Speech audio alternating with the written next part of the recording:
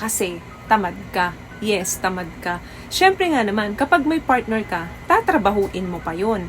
Unlike kapag ikaw lang, is solo mo na lang. Alam mo na kung ano yung gagawin mo, pwede mong pahabain ito bago ka makatapos, pwede mo rin itong paikliin. Maitim ba skin? Underarm at singit mo? K-Skin ang bahala sa'yo. Premium ang ingredients, paraben-free and sulfate-free, and FDA-approved, kaya safe for everyone.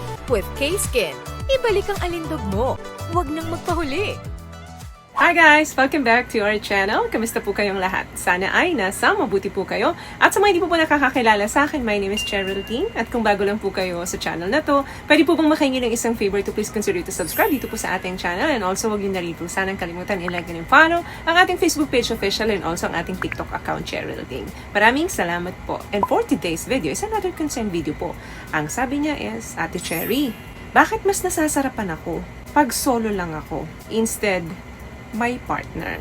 Ba't po ganun? Alam mo, hindi ka nag-iisa dyan. Marami pong individual ang gumagawa ng ganito na mas nasasatisfy nila yung sarili nila kapag solo lang sila. Mapababae or mapalalaki, may mga gumagawa po nito. Positive naman ang effect niyan kung wala kang partner. But of course, kapag meron, pwedeng makaapekto to sa relasyon nyo. Lalo na kung matagal mo nang ginagawa ito. Number one reason kung bakit mas nasasatisfy ka pag solo ka lang is nagkakaroon ka ng greater and better understanding sa katawan mo. Kung ano yung preference mo, kung ano yung mga body parts mo na talagang nakakaranas ka ng pleasure once na nilalaro mo ito. Mas nag-i-increase yung self-awareness mo tungkol sa katawan mo. Pangalawa, kasi tamad ka. Yes, tamad ka. Siyempre nga naman, kapag may partner ka, tatrabahuin mo pa yun. Unlike kapag ikaw lang, is solo mo na lang. Alam mo na kung ano yung gagawin mo, pwede mong pahabain ito bago ka makatapos, pwede mo rin itong paikliin. Sa madaling salita, hindi mo kinakailangan na alamin kung ano yung gusto ng partner mo.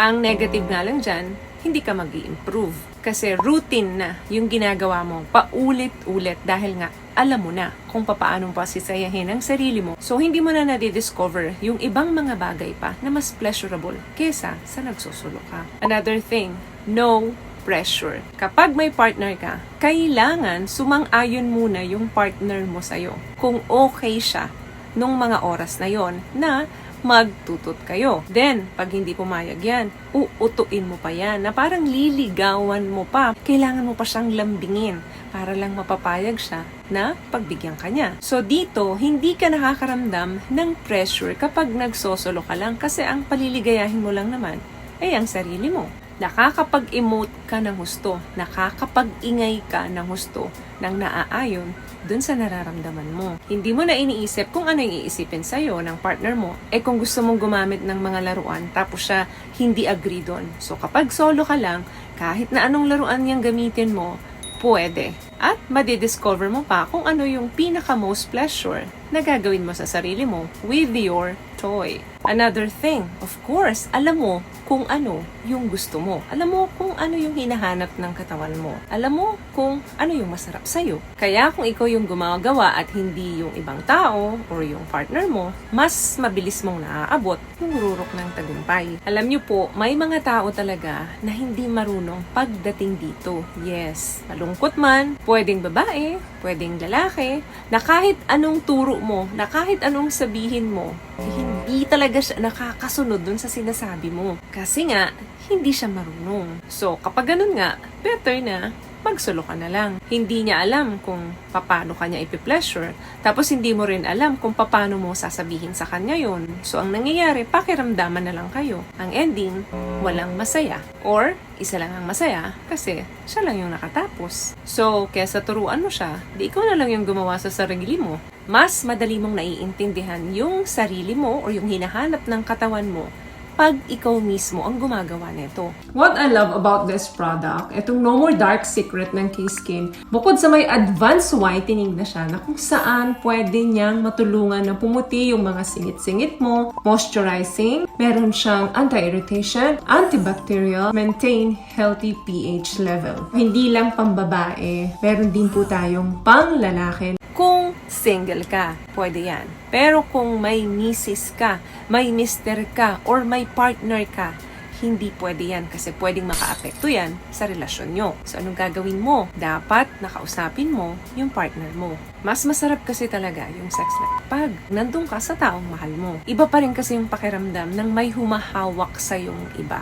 Kinakailangan lang talaga na practicein ninyo ang communication. Kailangan din na practicein ninyo yung weakness ng bawat isa. Kasi alam nyo po, ang pakikipag-labing-labing sa mga partner natin is a practice lamang ang kailangan yan. Dapat pareho kayong servant. Siniserve mo siya, siniserve ka din niya. Pareho din kayong receiver. Tumatanggap ka, at dapat tumatanggap din siya. I-demo mo sa kanya kung kinakailangan, kung ano yung mga gusto mo or yung mga dapat niyang gawin sa'yo. Tulungan niyo ang isa't isa na mas maintindihan ninyo ang bawat isa. Pakita mo sa kanya, turuan mo siya na ganito gawin mo. Kasi pag eto, is nasasarapan ako. Pag ganito kabilis, mas okay sa akin. Pag ganito ang hawak, mas okay sa akin. Pag ganito mo sinubo, mas okay sa akin. Pag ganito mo kinain, mas okay sa akin. Yung mga ganyang bagay, dapat pinag-uusapan talaga yan. Hindi mo dapat sinusolo yan. Kasi kaya nga andyan yung partner mo. Kailangan ninyong pagsaluhan yan. Pero kung ayaw talaga, well, that is another problem na kailangan tutukan at pag-usapan ng masinsinan. Kung kinakailangan na magkaroon kayo ng mga agreement na okay lang ba na gagawin mo yan, well, that's good. Importante, alam ninyo kung ano yung estado ng relationship ninyo. Kung okay lang ba na mag-isa ka na lang tuwing gagawin mo to, para naman hindi nagtataka yung partner mo sa'yo. Baka isipin niya, niloloko mo na siya kasi hindi mo na siya hinahanap. Kailangan na matutunan nyo talaga na masarapan ninyo ang isa't isa. Iba pa rin kasi yung pakaramdam ng may kasama ka habang ginagawa nyo to. So, may nakakabang tips sa mga napag-usapan natin ngayon. At kung nagustuhan mo ang ating video, please give it a thumbs up, comment down below, and also share this video na rin po sa mga kaibigan na sa tingin niyong matutulungan ng video natin. Once again, palagi po kayong mag-iingat at palagi po kayong manalangin. Thank you guys for watching and see you in our next one. Always love yourself and be a blessing. Bye!